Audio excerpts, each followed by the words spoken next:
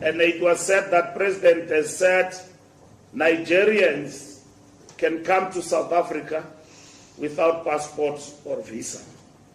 That is a total distortion. It's a total distortion. It's not even a distortion, it's a lie.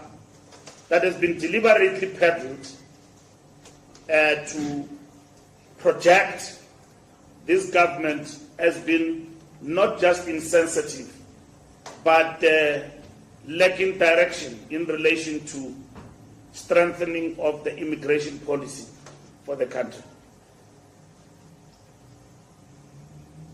Entry into the country without a passport, including necessary administration requirements. Anyone who undermines our legal system or compromises the safety and economic opportunities of South Africans will face the full might of the law. This includes immigrants who engage in criminal activities and South Africans who enable this criminality by illegally registering businesses or aiding criminal behavior, zamazamas,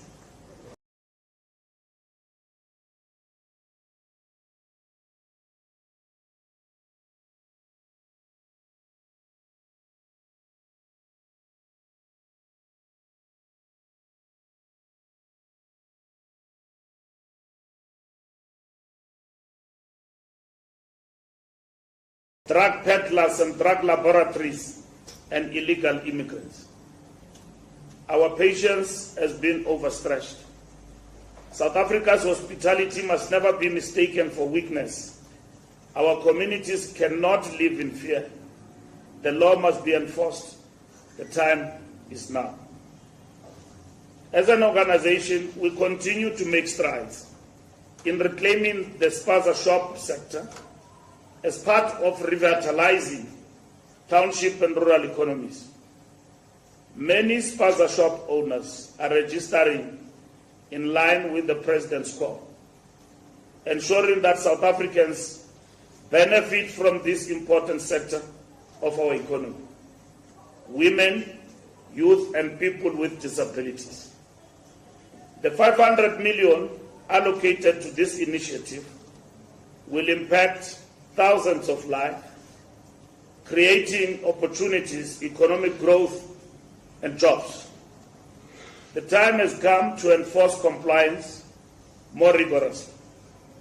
We must not falter in ensuring that the laws of the country are fully implemented. This includes ensuring that no illegal immigrants are allowed to operate tax shops in our country.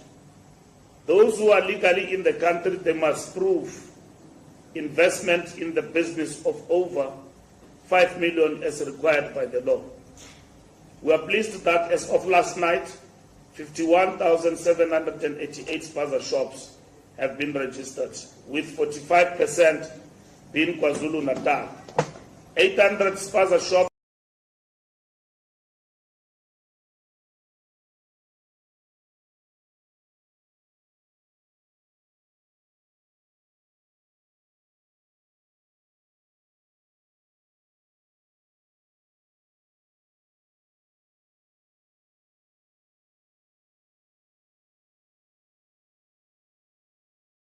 close to date, with 90%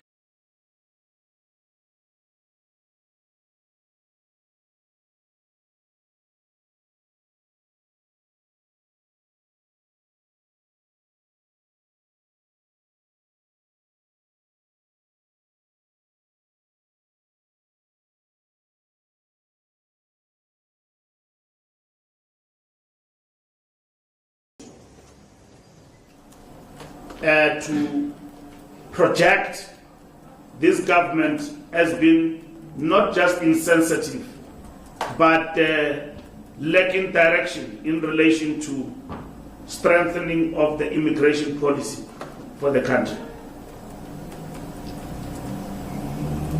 Entry into the country without a passport, including necessary administration requirements. Anyone who undermines our legal system or compromises the safety and economic opportunities of South Africans will face the full might of the law.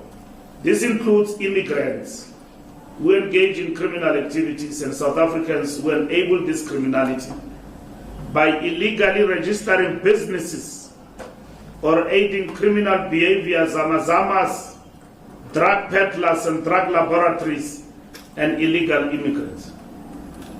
Our patience has been overstretched. South Africa's hospitality must never be mistaken for weakness. Our communities cannot live in fear. The law must be enforced. The time is now. As an organization, we continue to make strides in reclaiming the Spaza shop sector as part of revitalizing township and rural economies. Many Spaza shop owners are registering in line with the President's call, ensuring that South Africans benefit from this important sector of our economy: women, youth, and people with disabilities. The 500 million allocated to this initiative will impact thousands of lives, creating opportunities, economic growth, and jobs. The time has come to enforce compliance more rigorously. We must not falter in ensuring that the laws of the country are fully implemented. This includes ensuring that no illegal immigrants are allowed to operate at drug shops in our country. Those who are legally in the country, they must prove investment in the business of over 5 million as required by the law. We are pleased that as of last night, 51,788 Spaza shops have been registered, with 45% being KwaZulu-Natal. 800 Spaza shops have been closed to date, with 93% of these being foreign-owned. We call on the government to employ additional inspectors to monitor the sector and ensure that it serves its intended purpose, empowering South Africans and restoring economic dignity to our communities. The Spaza shops that are not compliant, as per the President's grace period, should cease operating or face the law. We cannot watch when our children die and the local economy suffer as a result of lawlessness. We will all recall that in our country, we took a decision that at some point that dealt with the issue of illegal immigrants in the space of Spaza shops. And there is a constitutional court judgment to this extent that those who have acquired asylum status in our country must be allowed to operate. As the African National Congress, we have mandated our government going forward as part of this campaign of the Spaza shops that we must preserve businesses like Spaza shops for locals, meaning only for South Africans. And government must explore in terms of the law of the country that this is implemented within a reasonable space of time. Spaza shops, small businesses, and all of that, we believe and we affirm that they must be preserved only for South Africans. We are aware, as we live in communities, that Spaza shop businesses have been affected, particularly by an influx of foreign nationals, who in majority have overtaken the locals because they've got unlimited supply of goods which are cheaper than the locals. Now we've got evidence that these goods that are cheaper, purported to be cheap, are not just cheap, but they are fake goods, and they are poisonous, and they have expired. From an intelligence point of view, we know that some, and in majority, have actually undermined The criminal activity in our country have increased because they have supplied even the Fikile phones, like that one of yours there. Fikile phones, which have enabled criminals to surpass the police interception in many instances. And this has come from illegal foreign nationals. So the calls by our people that they must go, they must close down, are not far-fetched. They are based on empirical evidence on the ground. From an intelligence point of view, we know now that South Africans have also aided criminal activities of illegal foreign nationals and given them cover in the different communities. And we want to implore and call upon our communities that those among us who perpetuate illegal activities, they must not just be named and shamed, but they must face, they too, the power of the law in our country.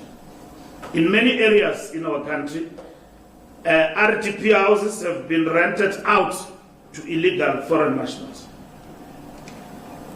Anyone in South Africa, like we do when we go to other countries, we acquire the necessary documentation informed by the immigration laws of those countries.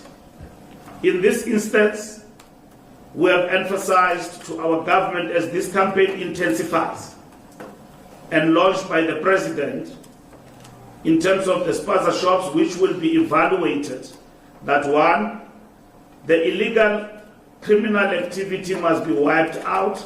South Africans must work and we must work together to get rid of these illegal activities, and we must clamp down as we do right now, that those illegal Spaza shops, particularly by foreign nationals too, must close down, and those who are found must be deported with immediate effect. The people of South Africa must become the eyes and ears of government to act decisively in relation to this. Some among us in our communities have aided these illegal activities, including in government, by assisting these illegal foreigners to acquire legal status to operate in our country. We believe that Spaza shops and other small businesses must be preserved for South Africans going forward. We have implored in government to work on a policy, a regulation, and also the law of the country to ensure that this is implemented. On the matter of Comrade Melani, the ANC is guided by its principles of integrity and ethical leadership. While the Integrity Committee addresses this matter internally, state investigations are continuing independently. The ANC does not prejudge the outcome of these processes, but we remain resolute in our principle of stepping aside when charged, as a demonstration of accountability. The ANC respects the constitutional prerogative of the President when it comes to cabinet appointments. We, however, note the heavy strain and impact of this matter on the organizational brand and image, and the voices of civil society for her to step aside pending a full inquiry and other legal processes and independent bodies. We believe and trust in the ability of the independent bodies to discharge their mandate and responsibilities. At the present moment, the minister is not charged and has not been found guilty by any of the institutions, may it be Chapter 9 institutions like the Public Protector and so on. And there has not been any precedent before where a person who is not charged but implicated in one or two things while serving as a minister has been forced by the rule to step aside. Step aside apply when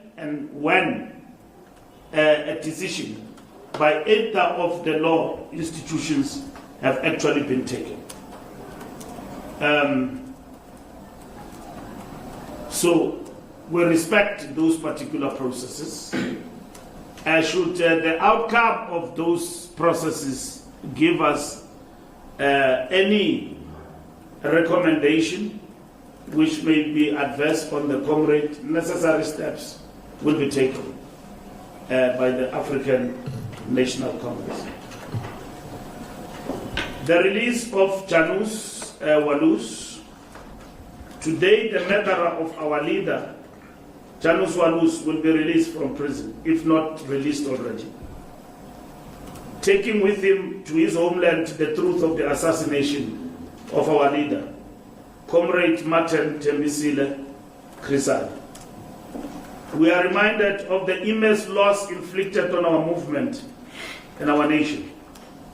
mpofu-walsh deprived South Africa of one of its greatest leaders, and his release without a full confession of his actions and conspiracies remains an injustice.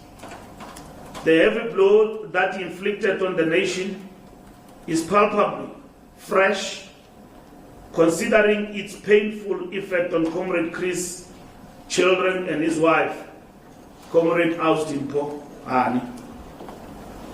The assassination of Comrade Crisani was a well-orchestrated scheme designed to plunge the country into chaos, an attempt to subvert the course for a negotiated political settlement, thus deferring a dream for a democratic South Africa after many years of apartheid subjugation.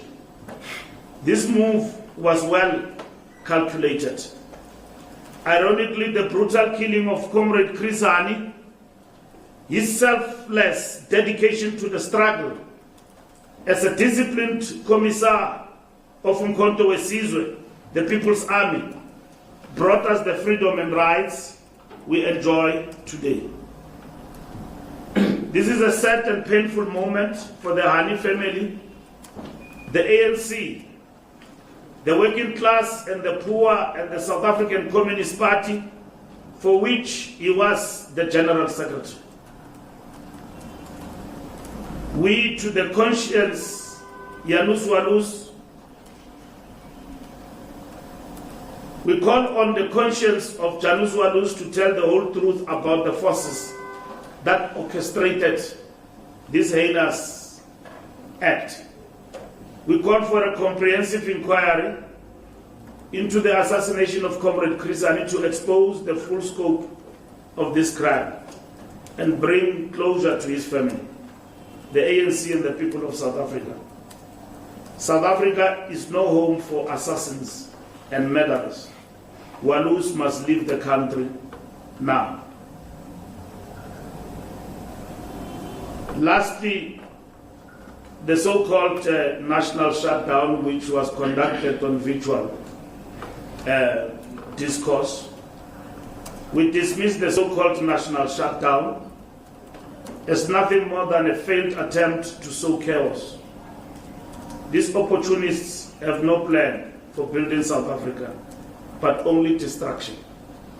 To our people, we say, reject these distractions and remain focused on rebuilding our communities and creating opportunities for all.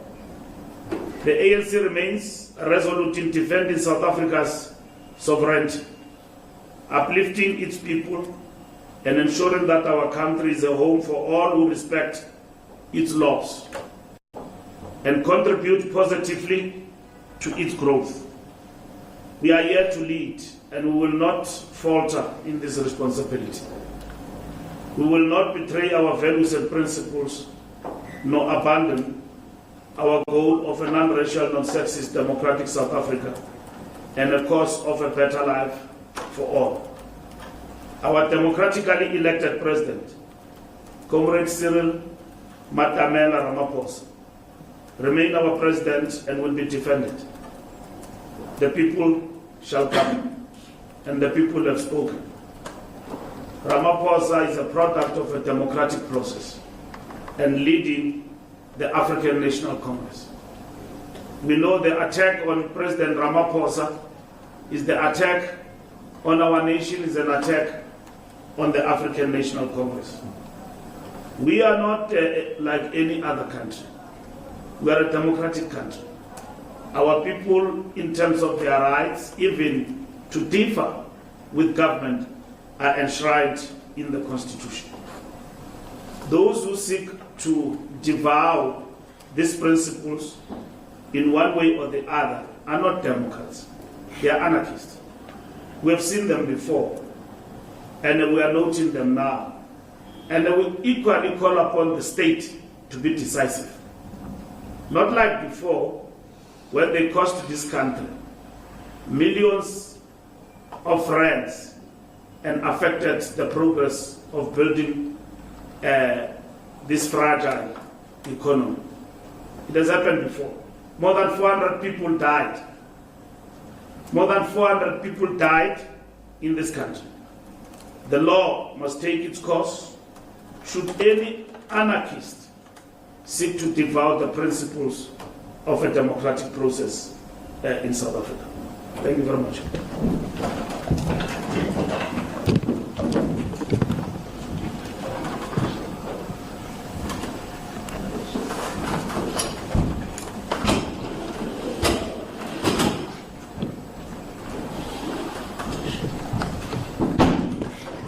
Thank you very much, Comrade SG. At this point, I will turn to yourselves, media colleagues, for any questions you may have. Shall we start with print? I'll start with yourself.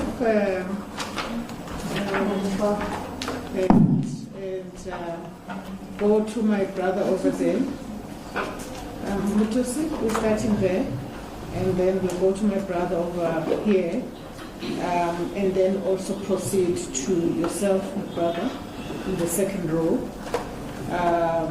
I see those three, and then I see newsroom. So let's take those four initially. Okay, thank you. It's Ken Mopanga from SABC News. Mr. Mbalula, I know you've addressed the issue of the Minister of Justice being redeployed to human settlements, but for the ANC, what message does that send to the nation? I know you are stating quite clearly what the step aside rule states, but what harm would there have been in a special leave while this is concluded, as the ANC has taken a serious stance, as it states, on corruption, and considering that this is quite a serious issue and impact it has had on the nation, why not consider it further until the matter is concluded? Thank you. So, I'm sorry, I can't get your question. You didn't get my question, yes. So the redeployment of the Justice Minister, you've stated already what the step-aside resolution tells you, and she hasn't been charged, etc. I'm asking, what message does that still send to the nation, that instead of allowing a special leave or any other circumstance like that to take place, to allow her to be redeployed without this matter being concluded, taking into consideration that VBS was such a serious issue when we speak of corruption in the country and the kind of impact it had on the nation? Thank you very much. Then proceed. Yes. Since it's my name, from Walela News. SG, as we spoke about with what is happening with the Spaza shop in the country and lawlessness. SG, there was an incident that took place in Alexander whereby Spaza owners, they were armed and they went to the councillor's house, and they were threatened for making a statement of saying that the Spaza shop must close down. Where do they get that confidence to do that? Number two, to follow up on my colleague regarding Minister Simelan, the president of the veterans, he also went public and displayed his unhappiness about the decision that it was taken. The last one, Sango, in KZN, they've made the statement and saying that they're going solo, they are not more going with the ANC because of the PAC in KZN, not engaging them. And so they decided to take that position. And to you, Walid, SSG, because we are mandated by the conference to lead this office and make decisions with what is happening in between. So with that, and Walid going to the local elections, with what is happening with the alliance. Thank you very much. Thank you very much. I assume you meant to say the ANC, not the PAC. PEC. Or the Provincial Executive Committee. Yeah. All right, thank you. Newsroom? Oh, no, it's meant for you, and then newsroom, yes. All right, thank you very much. My name is Mudiba from the Inside Factor. Just a couple of questions for the SG. You spoke about municipalities and the role of the ANC leadership and how they must be held accountable, be accessible, and provide key services. Now, SG, we have in our possession documents, screenshots, voice recordings, bank statements of a mayor in Northwest in Nakamudi called Kumaru Mulefe. 3 weeks ago, there was a strike in Mafikeng. Recently, there was a protest happening in Lichtenberg, in Ziras, in Nakamudi, because the mayor and the CFO have not paid service providers who have been doing bulk water services and building of water infrastructure. Instead, he's building fire stations which don't have water. So the residents are now complaining that instead they don't have water in that municipality, but the mayor does not want to pay service providers who don't give him kickbacks. So in our position, we've got those screenshots. We have we have messages of the mayor telling service providers to put money into a certain account if they want the invoices paid. So I'm just trying to ask is, as Nakamudi is a water authority, are you not worried about the service delivery protests which are currently happening there due to a lack of water? And will make available the evidence that we have to the leadership will actually be taken against this mayor. And the reason why I'm directing this to you, mayors, because when we ran an investigation in Matosana about the CFO who got removed our investigation, she herself used to have this thing when councillors, ANC councillors, when they want to hold her accountable, say, no, I give money to the ANC leadership, I give money to Mbalula. The same mayor now is doing the same thing, that he's giving money to the SG for his campaign and all sorts of things, of which there's no evidence of that. So I just, yes. So I'm not worried that your name often gets used by these municipal officials to essentially take taxpayers' money and then hide behind that they give money to the ANC. But the evidence shows that they take money for themselves to buy themselves homes, building themselves mansions and buying luxury cars. Thank you very much. Thank you very much. For this round, I think we'll end with Newsroom and then take the second round. Okay. Junior Kumalo from Newsroom Africa. SG, the first question is on the Minister of Human Settlements now, Thembisa Milan. She appeared before the ANC's Integrity Commission. She presented herself to the Integrity Commission. She also wrote to the President. What are the findings of that integrity? What did the Integrity Commission find after it spoke to her? I ask this because the ANC has consistently, its Integrity Commission has consistently seen some of the leaders that are accused of a various number of things, including the President when it comes to the Phala issue. Some leaders like Ozweli Mkhize as well have appeared. The ANC promised South Africans after its ANC, the last ANC that it held, that it was going to be transparent when it comes to these reports. We still have not seen these reports. So is there any accountability? Because this structure that's supposed to be a watchdog in the ANC seems to give reports to the ANC, NEC, and those reports are never published. The second one is on the Yanis Walus. The family is unhappy, the Hani family is unhappy that government officials only went to them at the last minute. I think it was yesterday that they went to them. I might be wrong about the dates. But does this also not harm your relationship, especially with the SACP, given that the SACP has already indicated that they want to contest the elections without the ANC? And when it comes to Thabazimbi, I just wanted clarity, SG, on whether the ANC has lodged a formal complaint with the IEC when it comes to the PR seats Because yesterday we saw the provincial secretary of the ANC storming into the results center, shouting at the IEC. But also, that's an easy situation because there is a formula that is used to calculate the PR seats. So why is the ANC waiting for the IEC to explain to it how the seats were allocated when there is a formula that is used to calculate these seats? Thank you so much. Thank you very much. I'll turn to SG.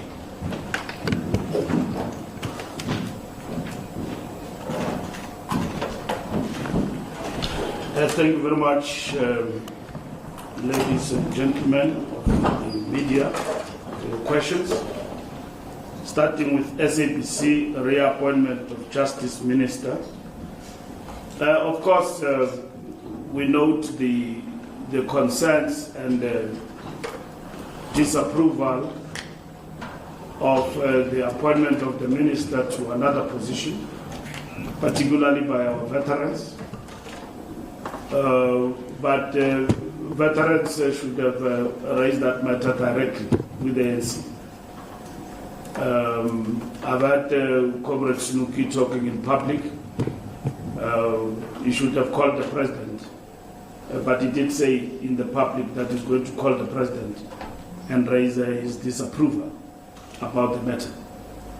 And I don't think the president will not have listened or will not listen to the veterans of the organization. So I will implore on our, and I saw put Mavuso also raising the matter. I think the issues that they are raising deserve to be listened to. If they talk to you, it's fine, but they must go straight to the decision maker. I wouldn't stand here and say the president did not take us into confidence about this swap. He did. But as you know, decisions about swapping people in cabinet are not made available. Why people are swapped for whatever reasons. So I will implore on our veterans to approach the president. He's coming back over the weekend from Algeria. And even if it goes to talking to the officials and raising the matter, I don't think it's for us to exchange in public. What I'm explaining as the Secretary General is the position of the organization in relation to Tembi and extending, in as far as the rules that govern integrity when it affects a member of the ANC. What does it say? It says if you are charged with corruption and other serious crimes, you step aside if you are charged. That's what it says. What I'm explaining is that Tembi is not charged. There are allegations that are made against her, and in this particular instance, have not been tested in a court of law by way of a person being charged. What we know is that she's taken to the public protector.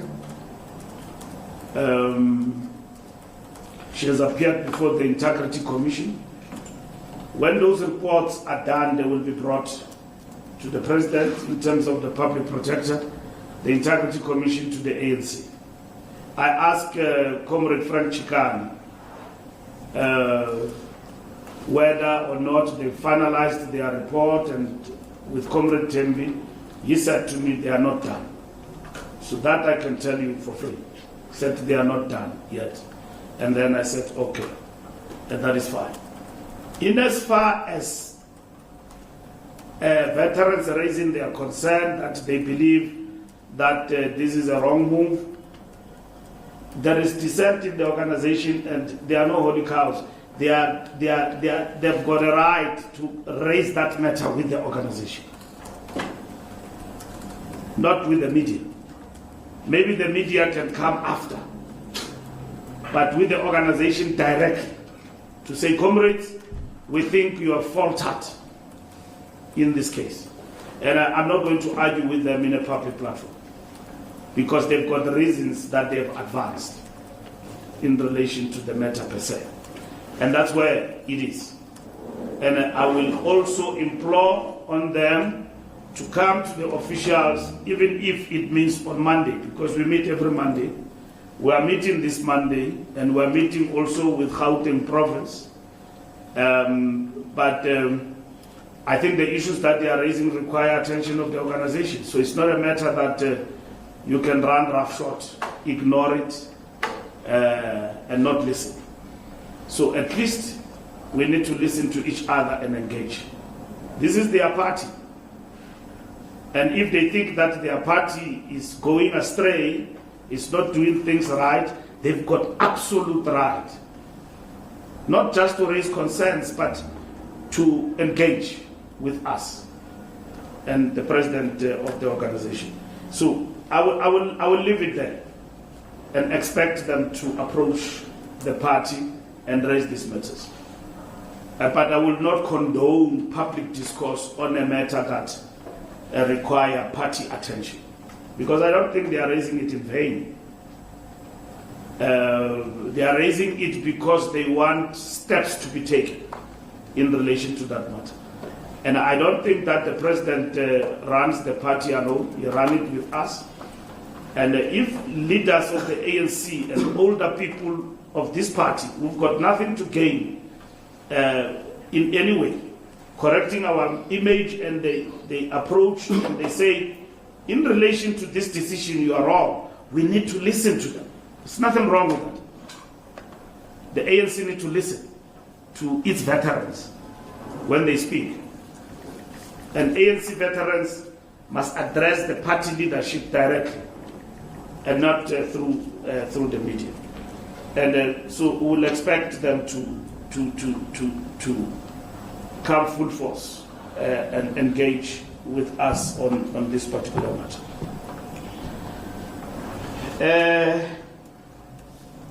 On the matter of what is your Mtunzi is my name, sir. Mtunzi? Yes, sir. Yes. What is your news? Oh, Welela, okay. Threat by foreign nationals. We have seen many of these kind of things happening. Port Elizabeth, Cape Town, Alexander, and everywhere else. Law enforcement must be enforced to deal with such activities. We can't have people doing as they wish in our country. When we are raising a matter that don't give our kids expired goods. And some of them have been found destroying expired goods in Skukuru. But our own members of the ANC, found them destroying expired goods in the field. And we are encouraged by councils, local government, municipalities that have stepped up and intervened. So we need to intervene, and communities work with law enforcement to deal with anarchy in South Africa. So that's what we have said. And I have explained our position on Spaza shops going forward. It doesn't end with the closure. As we deal with the closure and the illegality of the Spaza shops and the regularity of the health situation in terms of goods that are in these Spaza shops, we need to deal with that. But over and above that, we believe those businesses must be preserved for South Africans. And it must happen in the context of the law. When we went to court and were dealing with these illegal foreign nationals, they brought an urgent court application which went to the Constitutional Court. There is judgment to this effect. So we must then deal with the law to deal with this particular issue. And government must be seen to be active to protect the nation. And that's what we want as the ANC, and it should happen, and we'll keep checks on it as this matter is implemented going forward. It's a popular sentiment. It is based now on empirical evidence. It is not thumb-sucked. It is true that illegal foreign nationals are there in the business of Spaza shops. It is true that foreign nationals are actually having goods in their Spaza shops that are expired. And in majority, it is them, but not exclusively. It is them.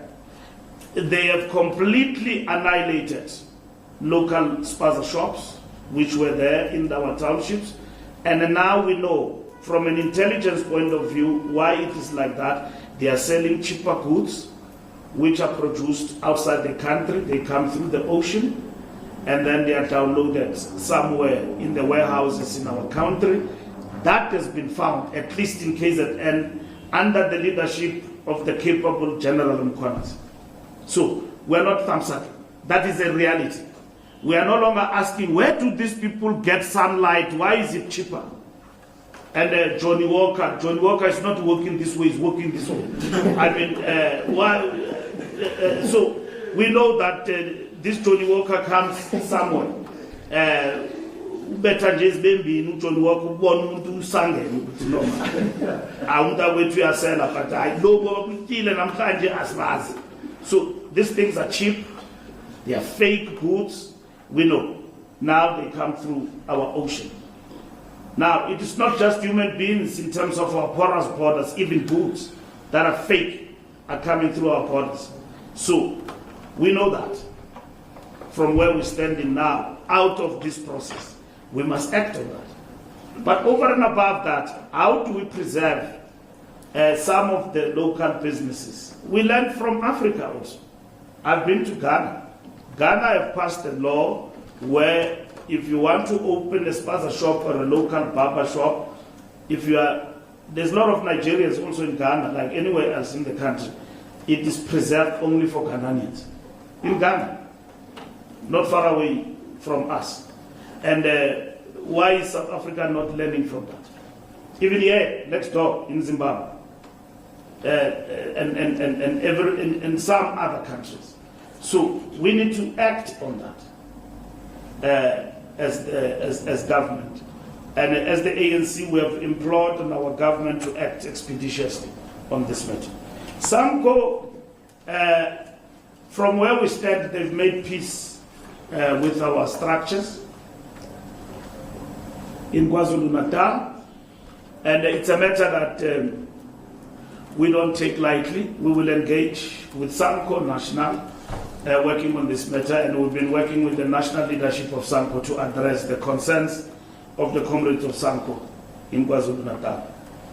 Inside factor, we will wait for your evidence, but we are aware about your report in terms of the allegations that are made about our mayor. It's a simple process.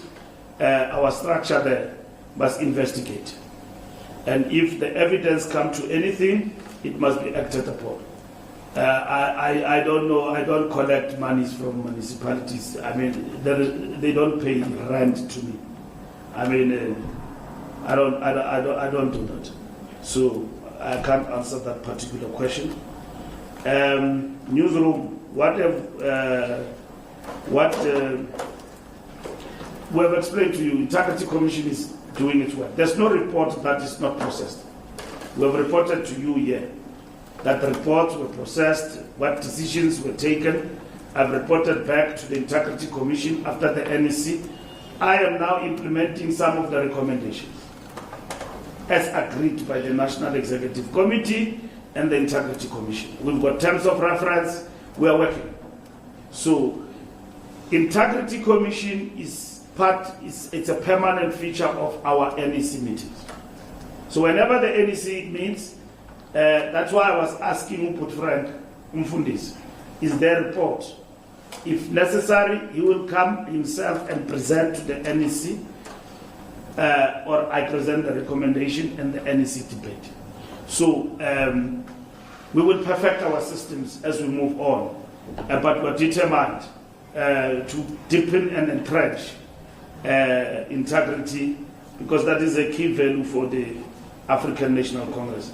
The Hani family, I can imagine that ousting poor, how does she feel? I don't think she can be expected to be happy, just like ourselves. We opposed that parole.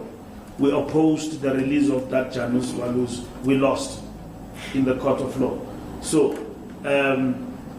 the parole is over. He must be deported back to his country. That is our view.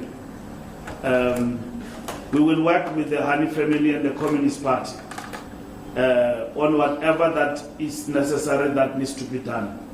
Because Janu's one who didn't tell the truth, who sent him, and all of that. We know that W. Lewis died as well, but this was the work of the right-wing fringe in the country that seek to undermine the forward momentum of the struggle towards attaining political power in our country.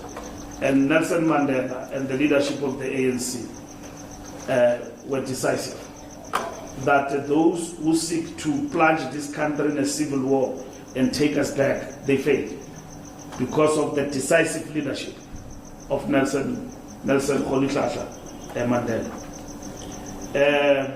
Tabazimbi, no, in the elections you launched a complaint. We're working with all political parties. We will form government in Tabazimbi. We're positive about that. What we did not understand in terms of what is this? PRC, the formula. The formula. It's a matter that we have not launched a complaint. We raised it with the IC, so in the multi-party forum. So they are looking at it because we raised important questions in relation to that. We raised important questions in relation to that. So they've got to clarify with us. I'm sure by now I will get the report when I'm done in this press conference. Thank you very much.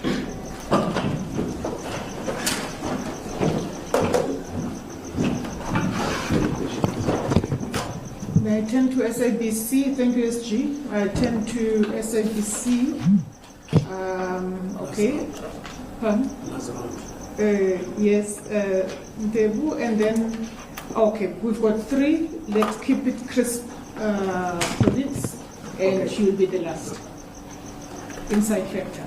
Yes. Okay, my name is Mtebu. I'm with the SABC. Secretary General, well, I had a question about Spaza shop, but I think you answered that when you started, because it has been my wonder for some time. What country are we? But you've answered that. Thank you, sir. The second question on the Krizani. It's almost 31 years now since Krizani was killed. The murderer is now living in the country, but now you said he must leave like now. Because the ANC, the SAC, and the family are not ready. For 31 years now, you say, again, there must be an inquiry.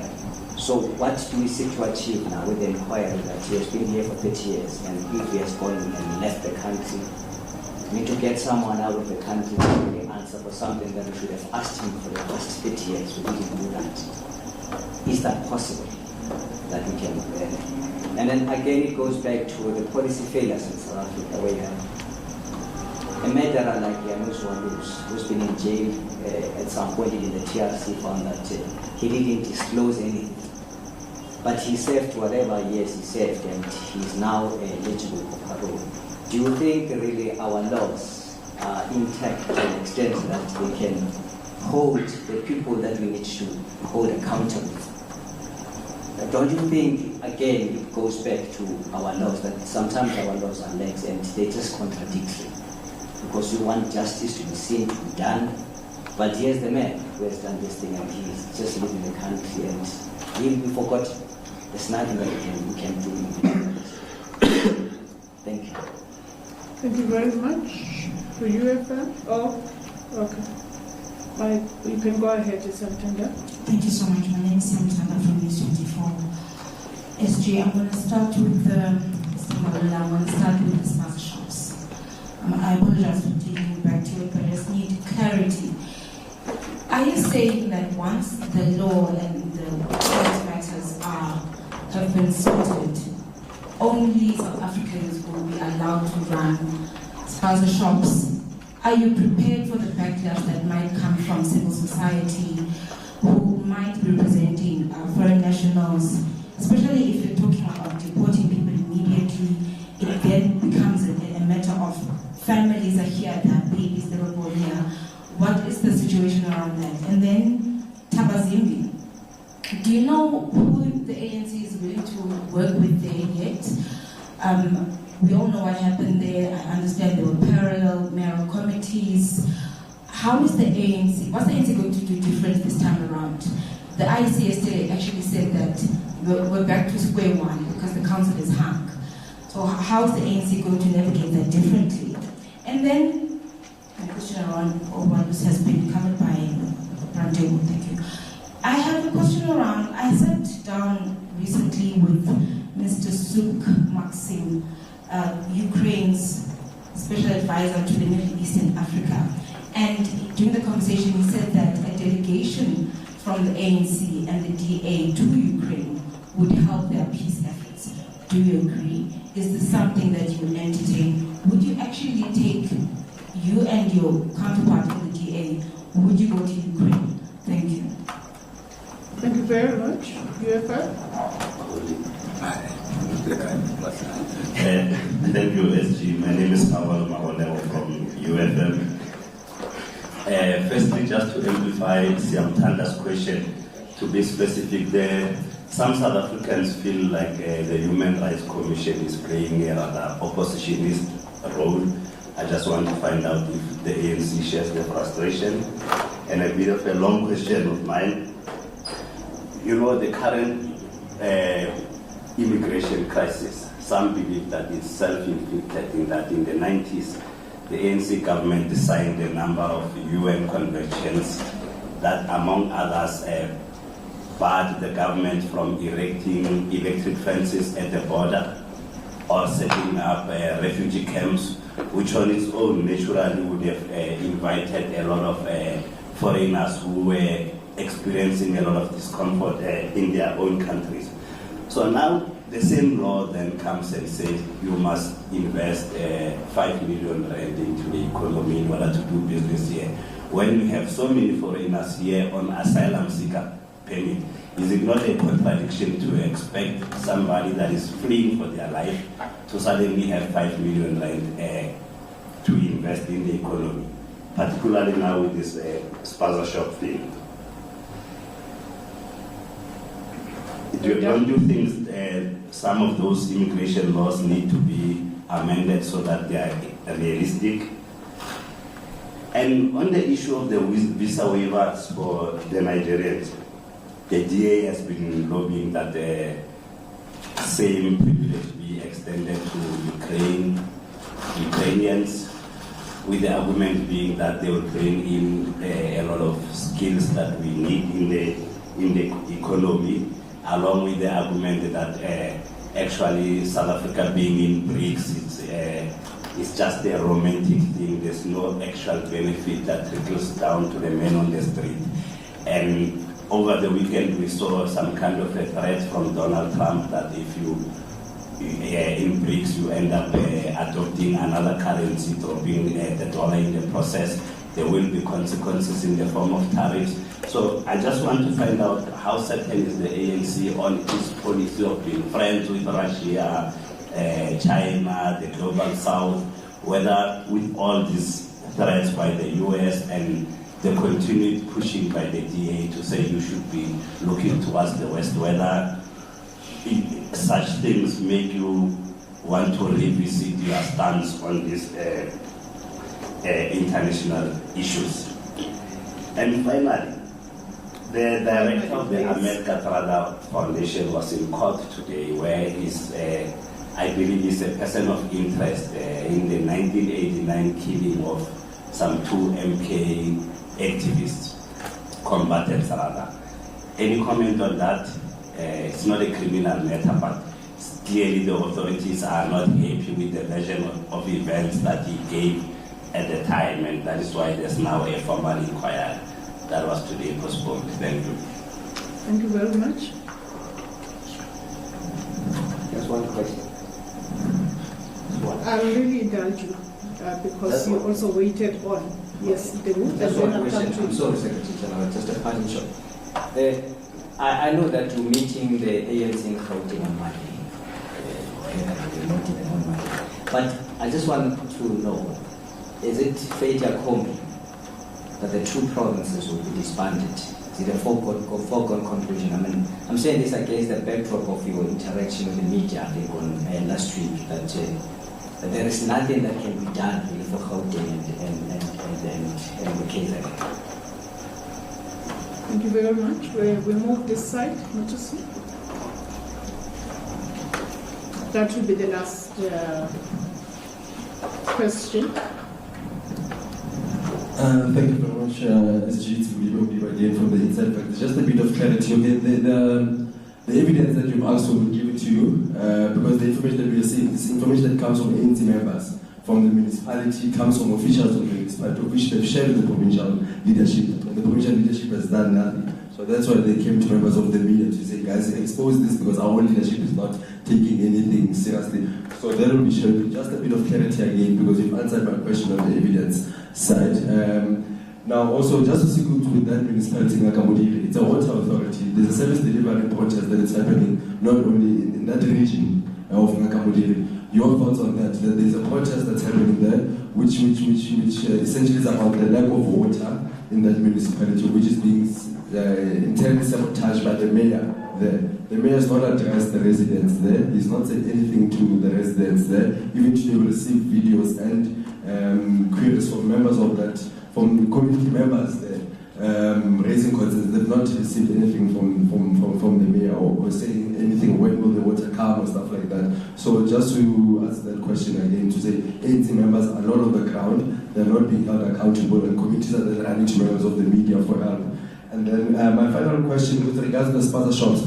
You've talked about intelligence and how you've received intelligence, which you agree with. But don't you think that it's too late now? Because the ANC has been in government for 31 years now, and you guys have been running state security essentially. So just can we put some blame to our own state security for not picking up this threat 20 years ago, 15 years ago? I know Kumbuzo is trying to do that now. She's trying to restructure the state security office and all that. But would it be fair enough as members of the media to put blame on our own state security, not the current minister or the minister before, but ministers since 1994, during the time of Mbeki, of Zuma, who have not picked up this issue of foreign nationals, how they have firearms in their spazas, how they are selling fake food. Thank you. Thank you very much. Over to you, SG.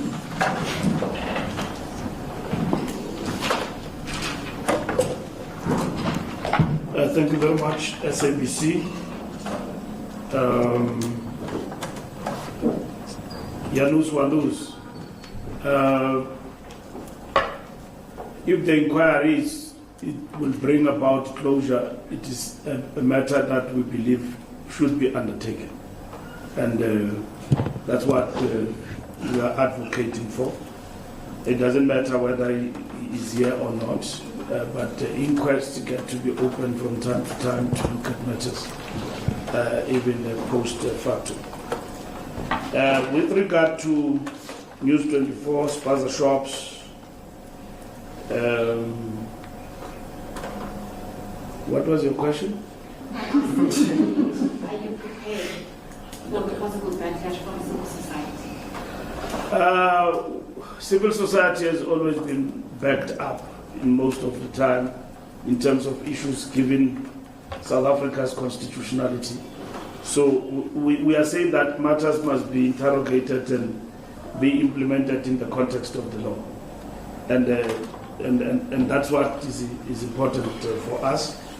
But what the evidence is telling us from the intervention since the president have pronounced 2 weeks ago is what we see, that they are illegal Spaza shops, they are distributing and selling expired goods, and so all of those things now are there for everyone to know in terms of this process. At Tabazimbi, we are talking to everybody. I think we will conclude those discussions between today and over the weekend and take a decision about that. It's not possible to have ANC-DA delegation. We don't agree on Ukraine-Russia conflict. We don't agree. What are we going to say Because when we go to Ukraine, we will tell them, let's proceed to Russia. They will refuse. You saw almost 20 days and he was a Mr. Mystery Man there in Ukraine with a parachute and all of that.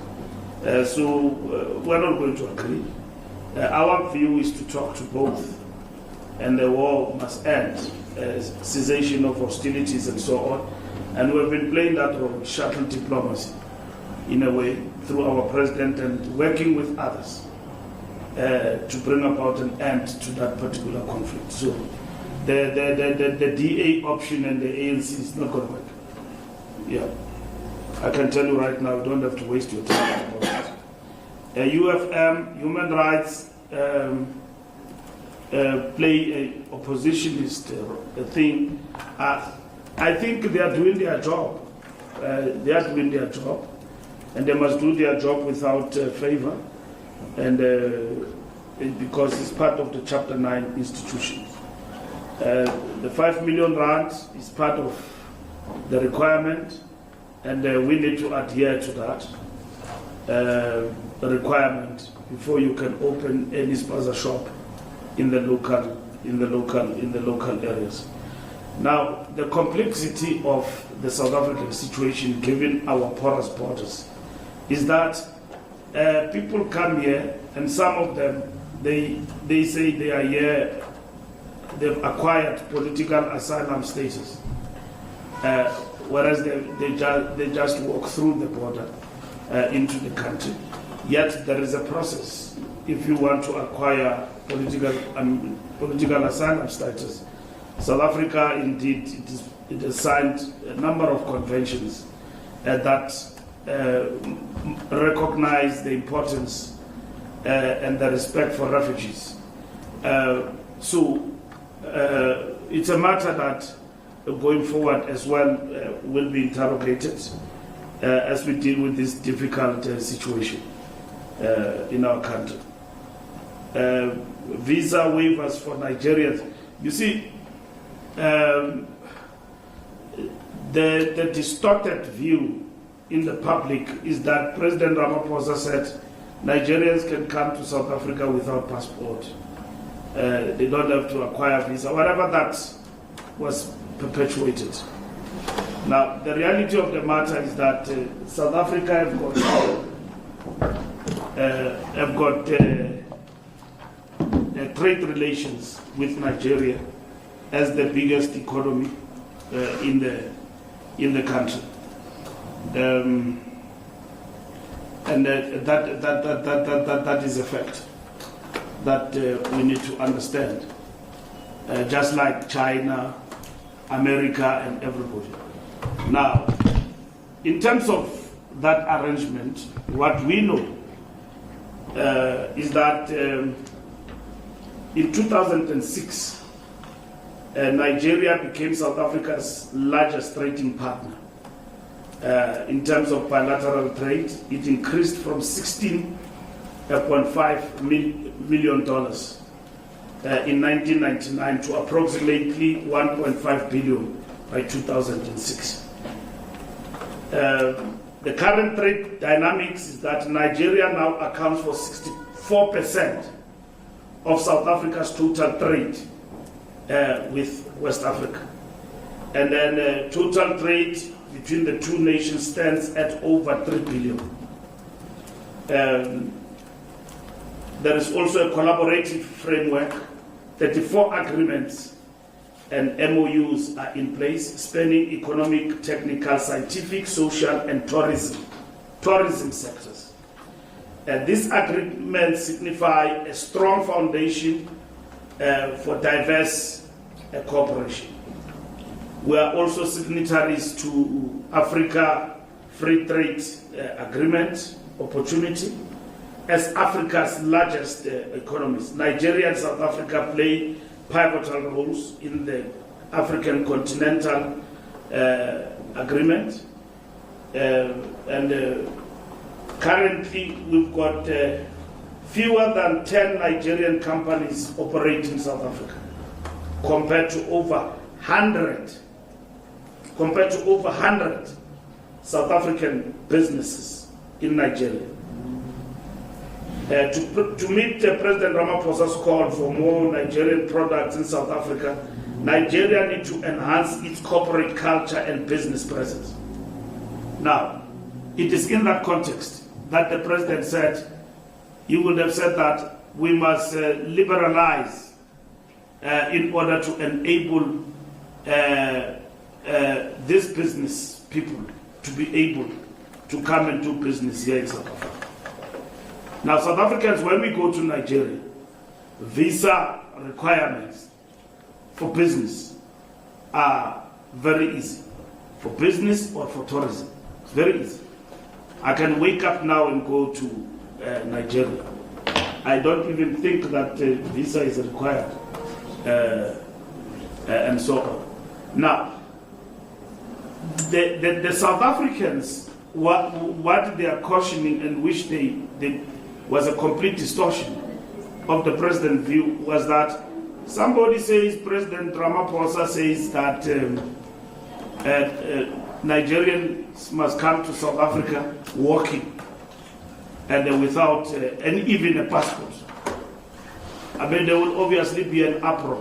There is no context that we're talking trade relations here with the country.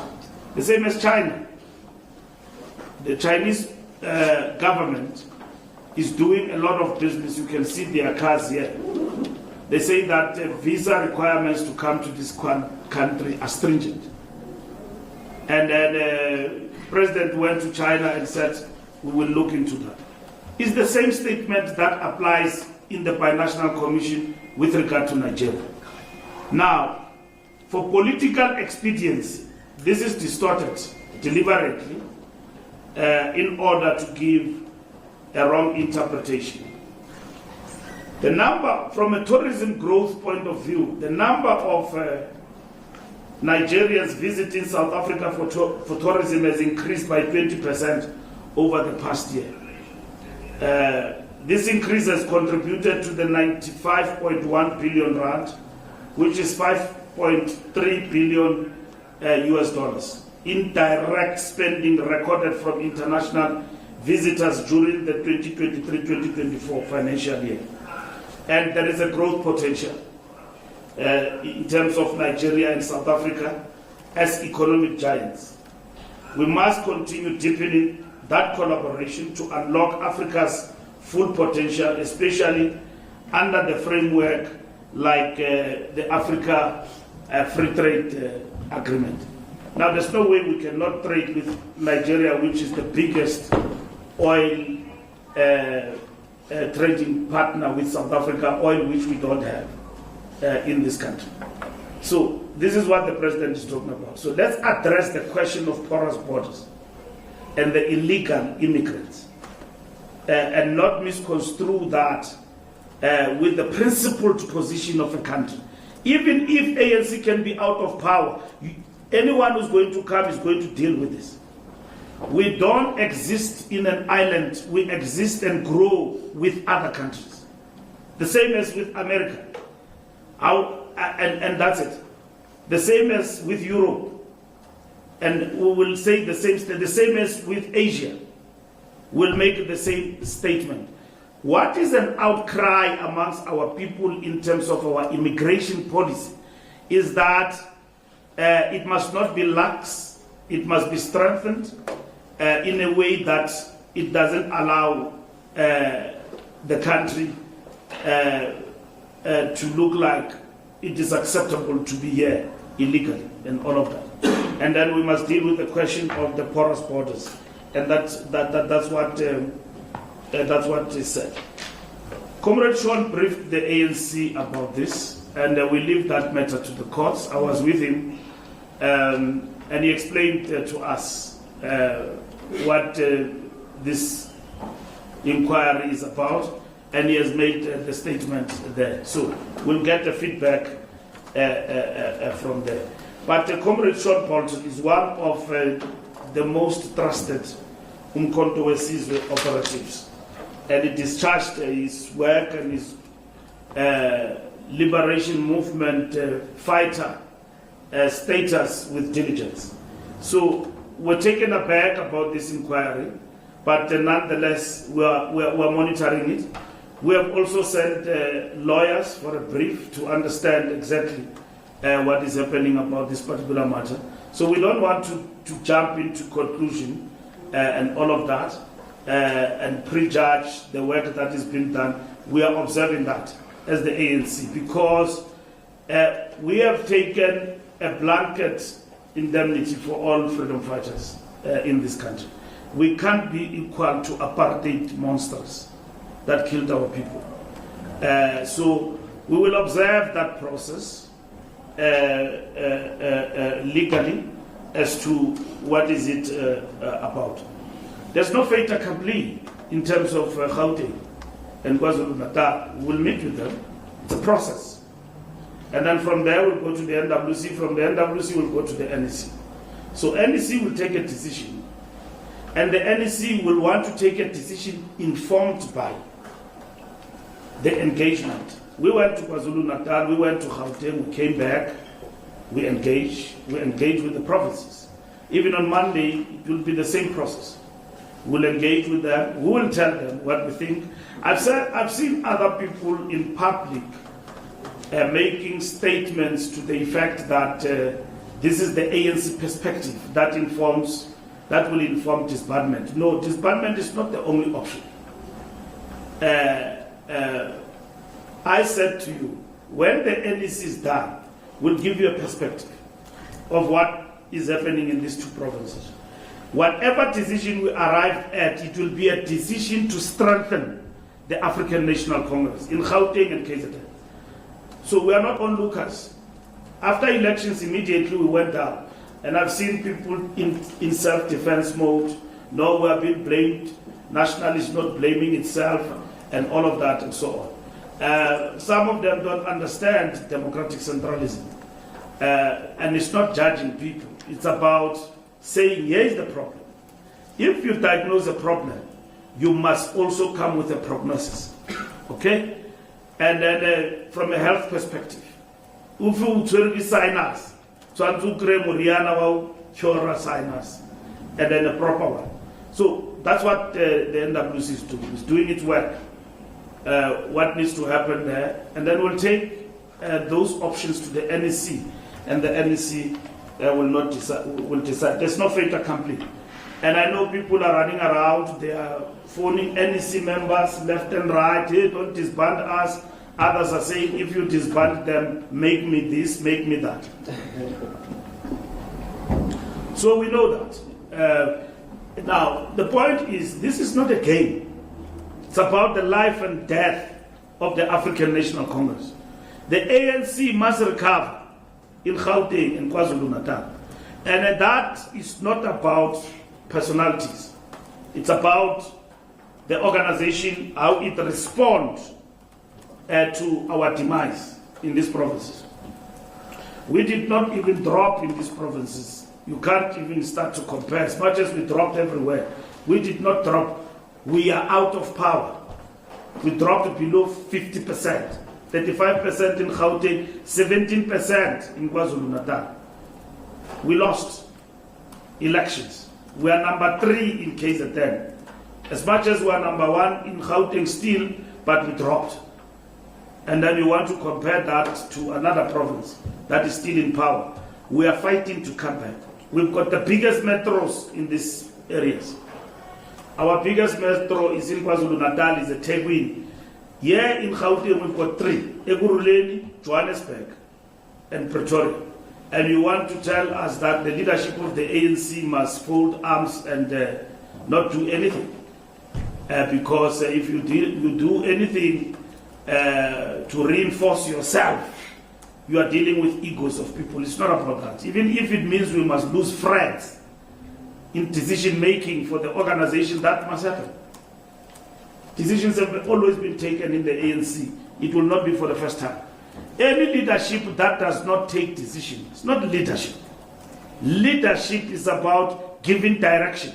Even if that decision means don't disband, leave these comrades, reinforce them, or don't reinforce them, don't disband them, let the status quo remain. it will be a decision that will be interrogated scientifically. Why things must remain the way they are. So there's no one way, Ntemu, and there is no fait accompli. And I will be happy if there was. There is no fait accompli. We're engaging with the comrades, and we've been dealing with that situation for quite some time now. Inside factor, protests happen all the time. We deal with them as they come, and our comrades will have to handle that situation. Intelligence is a moving target. So the intelligence I'm talking about is not intelligence from state security. It's intelligence that is gathered through our own eyes and what we see from the closure of these Spaza shops and the things we've seen in the social media and everywhere. We now know the truth. We've been asking a question: where do these people, for instance, get these cheaper goods? They are fake and all of that. No, they are coming via the ocean and then they are dropped. And probably also via road, fake cigarette, fake alcohol, everything. When you go to a shop in a local area, this is a shop of so and so, and this is a shop, you compare the prices, you will see. And they are very generous in terms of giving that. So that is why we now know that abantu IDs are banji. South Africans are also working with them to protect this illegality on the ground. And there's no justification for criminality that you are unemployed, you must be a criminal and kill your people. There's no justification for that. Our people have sold their houses and rented them out to these criminals in the different areas. And because every month they are getting rent. Kids have been trafficked and prostituted in different areas. They are paying. I was Minister of Police. We closed, drug dens and everywhere. In Mdntv, there is a street there. And when we went inside, there were small girls, as far as Umtata, who were doing prostitution, selling their bodies and paying to some chap from Tanzania and Nigeria in those brothels. And the house was owned by a former cop. We closed them down, we destroyed them. We destroyed them in Kagiso. When the community we redeployed even police cops there. We closed them down and destroyed them. And that's what must happen. And this is what we are saying must actually happen going forward. So that evidence is there. Not only Spaza shops, illegality that is happening with these Zamazamas now. The stories that come out of that Stelfontein and every place, there is a whole community down there, and somebody is getting rich somewhere and making a lot of money. So government and the government must look at this means and deal with them in the long term. So intelligence is out there. All of us, we gather it through yourselves as well as the media. You give us this information inside fact on blog, or not blog, and you must unblock me. You can't blog, and then I'm happy that you are here. You can't blog news. No, that is against the law of the country. How are you? Even if I don't like you, but you can't block me. You block me. No, thank you very much. Let's take it outside.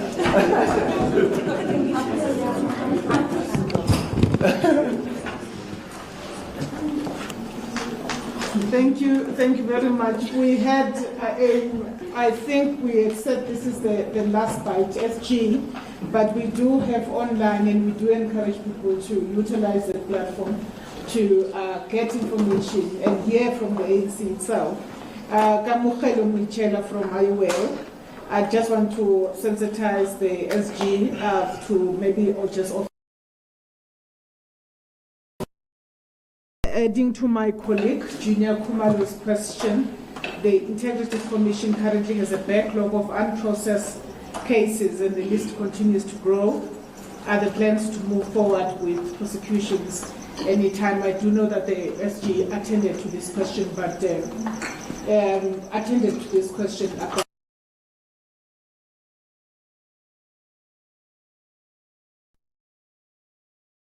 very much. Yes. No, there is no backlog. All cases were attended.